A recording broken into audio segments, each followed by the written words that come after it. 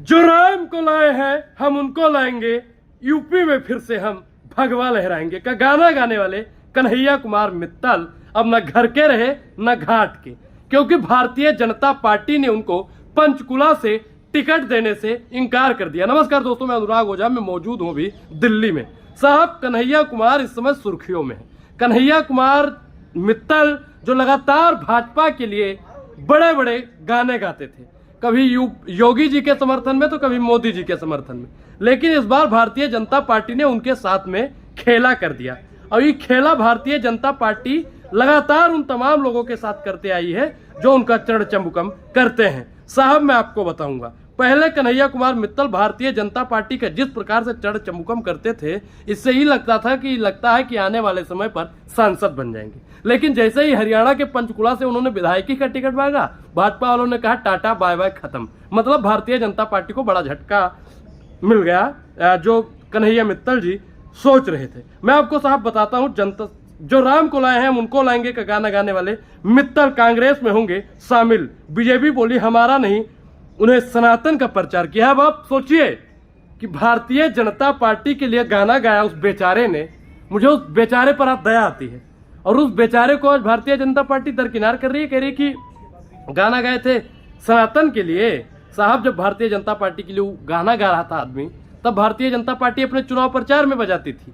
आपको साहब याद होगा, इस लोकसभा चुनाव में भारतीय जनता पार्टी ने अपने तमाम सीटों पर वो गाना बजाने का काम किया।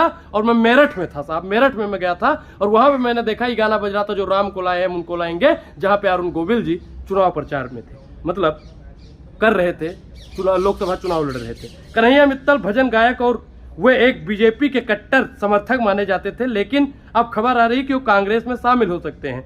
वही इस मुद्दे पर बीजेपी की तरफ से भी प्रतिक्रिया आ गई। उन्होंने तो साहब साफ ही कर दिया। कन्हैया मित्तल मशहूर भजन गायक मित्तल को लेकर खबर आ रही है कि कांग्रेस पार्टी का दामन थाम सकते हैं। कन्हैया मित्तल जो राम को लाए हैं उनको लाएंगे कि गाना चलते बहुत चर्चित में हुए थे। वो यूपी के सीएम योगी आदित्यनाथ से लेकर पीएम मोदी की खुद तारीफ कर चुके हैं, लेकिन अब उनको लेकर खबर है कि कांग्रेस में जा सकते हैं।